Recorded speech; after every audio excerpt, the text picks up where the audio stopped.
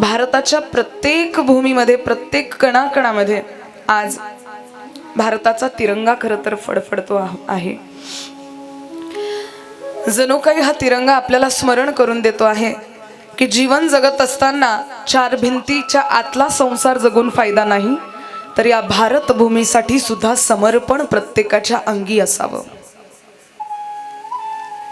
कारण आपल्या प्रत्येकावर ज्याप्रमाणे आईचे, जन्मदात्या आईचे ऋण आहेत, त्याचप्रमाणे या भारत भूमीचे सुद्धा ऋण आहेत, जे कधी केल्या फेडल्या जाणार नाही. काहीही केलं तरी या भारताचे ऋण, या भूमीचे ऋण आपल्याकडून फेडल्या जाणार नाही. तिने कुशीत घेतलं हेच आपल्यासाठी सर्वात मोठी उपलब्धी आहे. कारण या पृथ्वी तलावर असंख्य भूमी आहेत, बाकीच्या भूमी भोगाच्या भूमी आहेत, पण एकमात्र माझी भारताची भूमी ही संस्काराची भूमी आहे, संतांची भूमी आहे, देवाची भूमी आहे. इथे प्रत्येकाच्या अंतःकरणात संस्कार रुजू केले जातात. इथे भोग वासना शिकवली जात नाही, तर इथे गुरुकुलाची परंपरा शिकवली जाते. गुरूंचा आदर शिकवला जातो, आई वडिलांचा आदर शिकवला जातो, नात्यांचा आदर शिकवला जातो. इथे जर एकदा लग्नाचं बंधन आपण घेतलंय, एकदा जर लग्नाला स्वीकृती दिली आहे, तर आज जन्मच नाही तर 7ही जन्म दाम्पत्याने त्या नात्याचं पालन करावं असं शिकवणारी आपली भूमी आहे. परदेशाच्या भूमीमध्ये काही वर्ष झाले की आपण नवरा सोडू शकतो, पत्नी सोडू शकतो, दुसरं लग्न करायला समर्थ असतो. पण या संस्कृती प्रधान देशामध्ये देव ब्राह्मणाच्या साक्षीने, अग्नीच्या साक्षीने एकदा या बंधनात आपण अडकलो की येणारे 7ही जन्म आपल्याला हे बंधन निभवावंच लागतं. ही संस्कृती आहे आपली. आपल्या या भारत भूमीमध्ये प्राण्यांचा सुद्धा आदर होतो, कणाकणाचा आदर होतो, वस्तूचा आदर होतो, निर्जीव वस्तूचा आदर होतो, सजीव वस्तूचा आदर होतो. या भारत भूमीमध्ये प्राण्यांना सुद्धा पूजलं जातं. माणसांचं पूजन तर होतच होतं, पण प्राण्यांचंही पूजन होतं. बैल पोळ्याच्या दिवशी आपण बैलाची पूजा करतो, झूल घालतो त्याच्यावर. आपण नागपंचमीच्या दिवशी सर्पाची पूजा करणारे आहोत. खंडोबाचं पूजन सिद्धीला जावं म्हणून कुत्र्याला सुद्धा आपण पूजणारे लोक आहोत. मानवतेची सर्वात कुठली मूर्ती असेल तर ती एकमात्र आपली भारत आहे, ही माता आहे. अटल बिहारी वाजपेयीजींनी एक सुंदर काव्य केलं होतं या भारत भूमीवर, आणि त्यांनी म्हणावं, ये भारत कोई भूमि का टुकड़ा नहीं है, ये भारत एक जीता जागता राष्ट्र पुरुष है. इस भारत में जो भी ये धरती है, कहते हैं ये वंदन की धरती है, अभिनंदन की धरती है, ये अर्पण की धरती है, ये तर्पण की धरती है. यहाँ की नदी नदी गंगा है और इस भारत का कंकड़ कंकड़ शंकर है. हम जिएंगे तो इस भारत के लिए और मरेंगे भी तो इस भारत के लिए, और मरने के बाद भी गंगा मैया में बहती हुई हमारी अस्थियों को अगर आप कान लगाकर सुनिएगा तो इससे आवाज आएगी, भारत माता की जय. ये वंदन की भूमी है, अभिनंदन की भूमी है. आमच्या रोम रोमामध्ये केवळ आमच्या भारत मातेचं वास्तव्य आहे. आम्ही आमच्या भारत भूमीसाठी रक्त सांडणारे आहोत. असे कित्येक महापुरुष होऊन गेलेत. राजगुरु सुखदेव, भगतसिंग, विदास सावरकर, छत्रपती शिवाजी महाराज. माझा भारत स्वतंत्र व्हावा, स्वराज्याचं सुराज्य व्हावं, यासाठी अनेकांनी आपले रक्त सांडलेत. माझी भारत माता ही सर्वतोपरी श्रेष्ठ आहे, हा अभिमान बाळगला. ज्यावेळी भगतसिंगांना फाशीची शिक्षा झाली होती, कान देऊ नये का श्रोते हो, फाशीची शिक्षा सुनावण्यात आली ना, त्यावेळी भगतसिंग दंडबैठका काढत होते आणि चेहऱ्यावर एक विलक्षण प्रसन्नता होती भगतसिंगांच्या.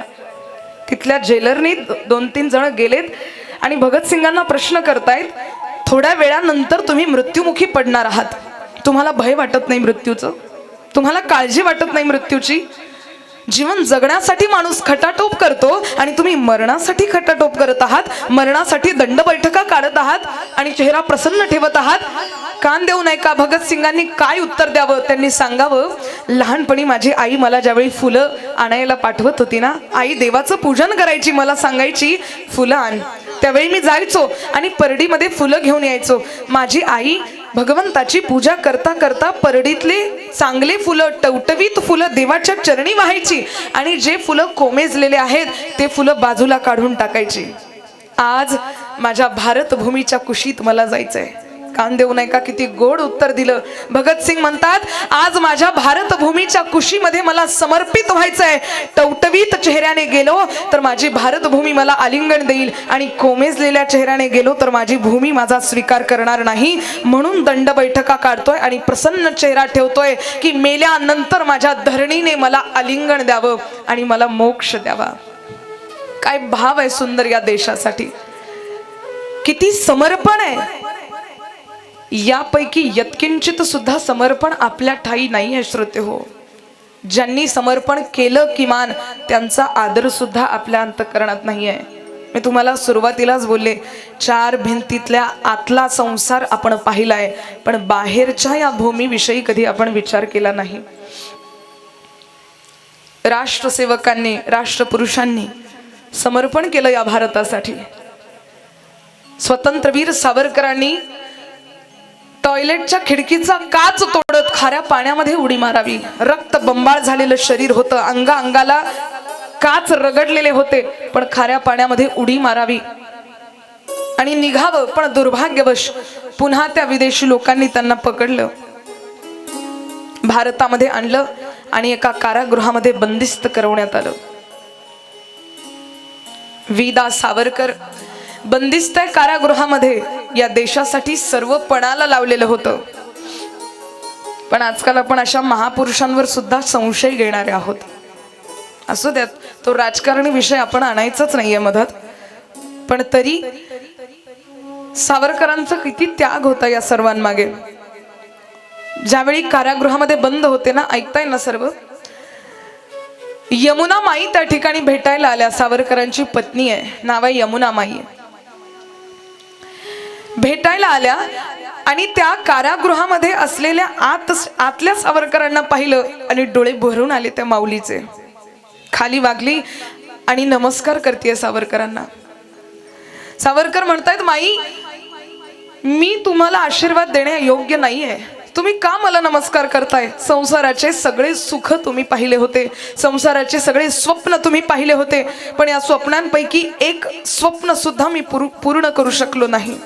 धिक्कार असो मला, मी तुमचा संसार पूर्ण करू शकलो नाही, क्षमा करा, मला क्षमा करा. सावरकर डबडबल्या डोळ्याने पत्नीची माफी मागताय, पण कान उघडे ठेवून ऐका मातांनो, पत्नीची सुद्धा किती निष्ठा आहे पतिदेवांवर. आणि या भूमीसाठी सुद्धा सावरकराच्या पत्नीने सांगावं, स्वामी काट्या गुपाट्या गोळा करत संसार हा पक्ष्यांना सुद्धा करता येतो, प्राण्यांना सुद्धा आपली उपजीविका चालवता येते, पण माझ्या पतीने या संपूर्ण देशाचा संसार केला. हा पती मला याच नाही तर येणाऱ्या प्रत्येक जन्मामध्ये या देशाचा विचार करणारा पतीच मला हवाय, दुसरं कोणी नकोय मला. सावरकरांविषयी उदात्त भाव आहे त्या मातेचा आणि देशाविषयी सुद्धा उदात्त भाव आहे. माझ्या पतीने या देशाचा संसार केला आणि हाच संसार माझ्या वाट्याला प्रत्येक जन्माने यावा. सुंदर काव्य केलंय. सावरकरांची एक सुंदर कविता आहे जी माझ्या अतिशय हृदयस्थ आहे. त्या सागराशी सुद्धा वार्तालाप करत होते सावरकर आणि त्यांना सांगत होते,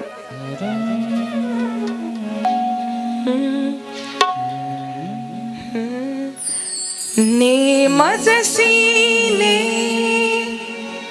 काळी एक आहे ना, नेमजसीने परत मातृभूमीला गाइए.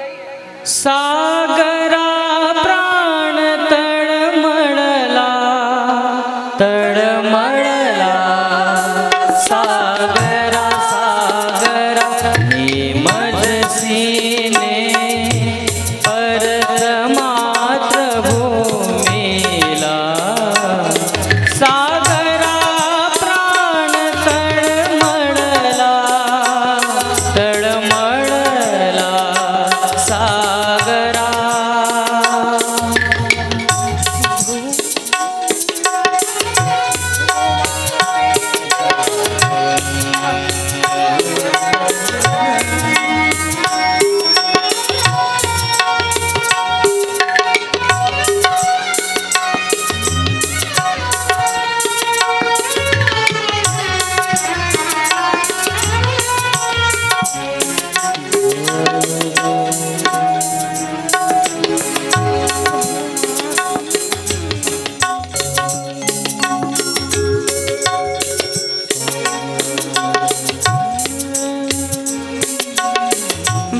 भूमातेच्या चरणतला तुझे धुता मी नित्य पाहिला होता मज बदले परत मातृभूमीला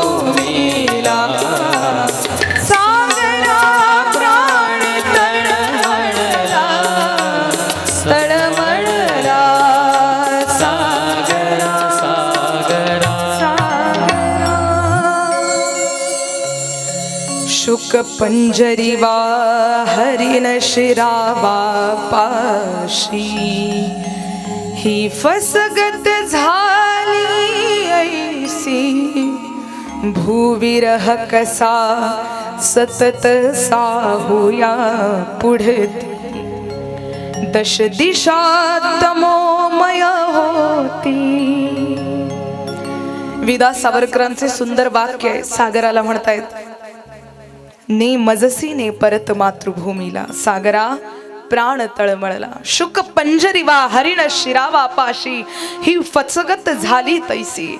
एखादा पक्षी ज्याप्रमाणे पिंजऱ्यात अडकावा एखादं हरिण ज्याप्रमाणे एखादं पाडस ज्याप्रमाणे अडकावं ही तशी फसगत झालेली आहे.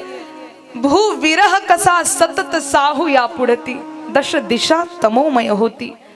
आता भूविरह मला सहन होत नाही. 10 दिशा तमोमय झालेल्या आहे अंधकारात नाहून निघालेल्या आहे. आता मात्र जोपर्यंत भारत भूमीचं दर्शन होत नाही तोपर्यंत हा जीव असाच कासावीस झालेला राहील. म्हणून या भारत भूमीसाठी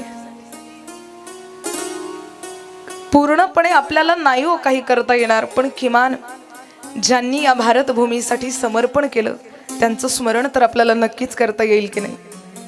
2 मिनिटं आपण त्यांचं स्मरण करूयात आणि पुढे जाऊयात.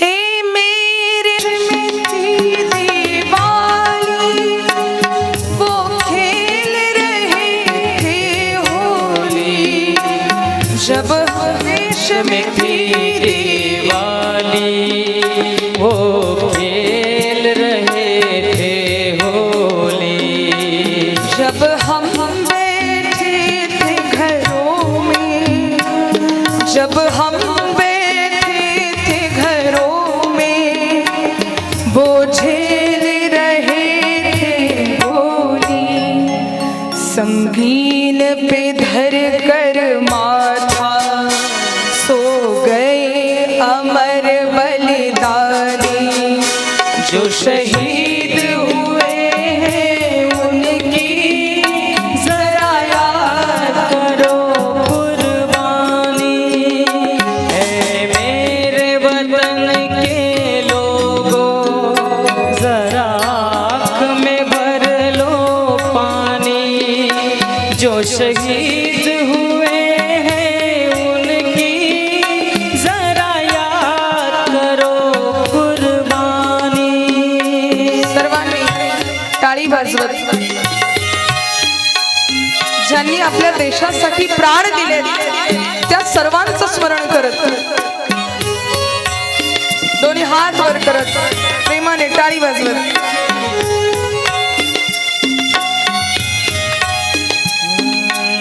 जब घायल हुआ हिमालय खतरे में पड़ी आजादी हो जब घायल हुआ हिमालय खतरे में पड़ी आजादी जब तक थी सांस लड़े वो जब तक थी सांस लड़े वो फिर अपनी लाश बिछाई थे धन्य जवान वो अपने थी धन्य वो उनकी जवानी जो शहीद हुए हैं उनकी जरा याद करो कुर्बानी है मेरे वतन के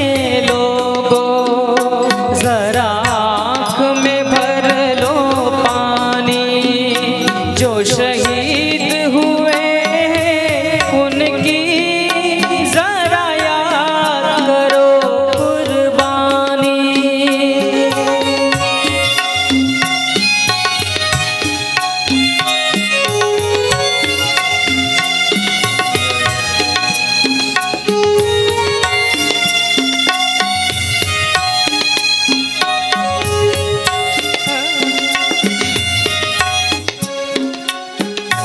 सिख कोई जाट मराठा, कोई सिख कोई जाट मराठा, कोई गुरखा कोई मद्रासी, कोई गुरखा कोई मद्रासी, सरहद पर मरने वाला, सरहद पर मरने वाला, हर खून था भारतवासी, हर खून था भारतवासी। जो खून गिरा पर्वत पर वो खून था हिंदुस्तानी, जो शहीद हुए हैं उनकी जरा याद करो कुर्बानी, है मेरे वतन के लोगों, जरा आँख में भर लो पानी, जो शहीद हुए हैं उनकी जरा याद करो कुर्बानी, याद करो कुर्बानी। श्रोते हो, ज्यावेळी खरंच सीमेवर ते नौजवान लढत असतात ना, घर संसार सगळं बाजूला राहिलेलं असतं, पत्नी वाट पाहत असते, माझा आईव सुरक्षित राहावं, माझ्या डोक्यावरचं कुंकू सुरक्षित राहावं, रात्रंदिवस देवाला पत्नी फक्त एकच प्रार्थना करते, हे प्रभू, हे जगदीश्वरा, या भारत भूमीच्या संरक्षणासाठी माझे पतिदेव त्या ठिकाणी बॉर्डरवर जाऊन लढत आहेत, माझं सौभाग्य चांगलं राहू दे, माझं सौभाग्य पणाला लावू नकोस. रात्रंदिवस त्या मातेला फक्त एक चिंता असते, कधी असं पत्र यायला नको की तुमचे पती आता शहीद झाले म्हणून. रात्रंदिवस हात जोडते, जेही पत्र जोही संदेश यावा तो फक्त आणि फक्त चांगलाच यावा, माझे पती सुखरूप असावेत. पण ज्यावेळी उरी सारखे हल्ले होतात, ज्यावेळी पुलवामा सारखे हल्ले होतात, श्रोते हो, हृदयाचे असंख्य तुकडे होत असतील त्या घरच्यांचे. ज्या आईने या देशासाठी आपला मुलगा सुपूर्त केलाय, पुलवामा हल्ला आठवा, भर दिवाळीचे ते दिवस प्रत्येकाच्या घरामध्ये दिव्यांची लागण झालेली होती. प्रत्येक जण दिवाळीचा सण आनंदाने साजरा करत होता, पण त्या पुलवामा हल्ल्यामध्ये जे जे शहीद झाले ना श्रोते हो, त्यांच्या घरचे सगळे दिवे विझलेले होते. विचार करा त्या आईची दशा काय झाली असेल, किती आनंदाने देशाची सेवा करण्यासाठी त्या आईने आपला मुलगा पाठवला असेल. आणि ज्या वेळेस त्या आईच्या कानावर आला असेल, तुमच्या मुलाच्या चिंध्या चिंध्या झाल्या, त्याचा हात कुठे दिसत नाहीये, त्याचा पाय कुठे दिसत नाहीये,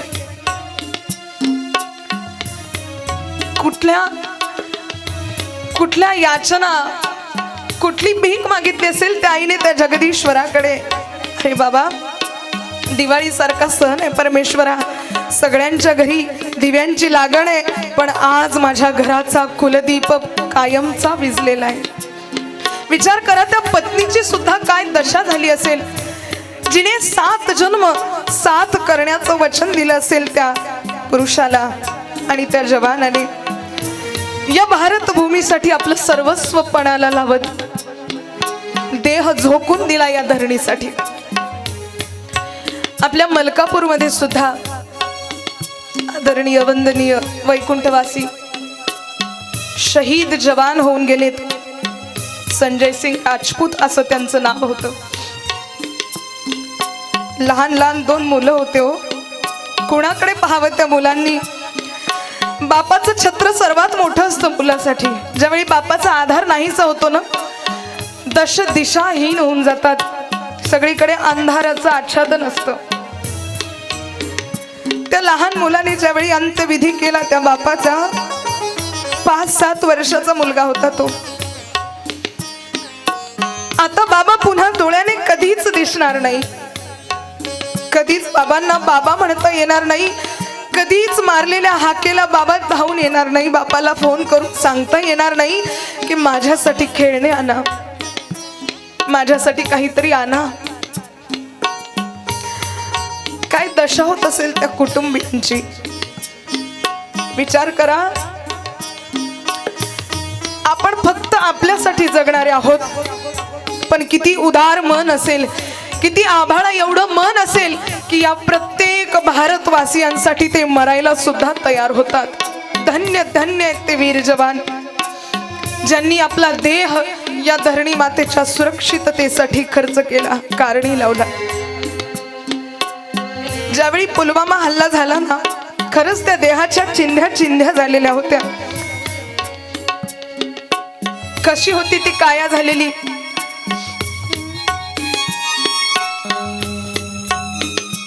स्वर द्या.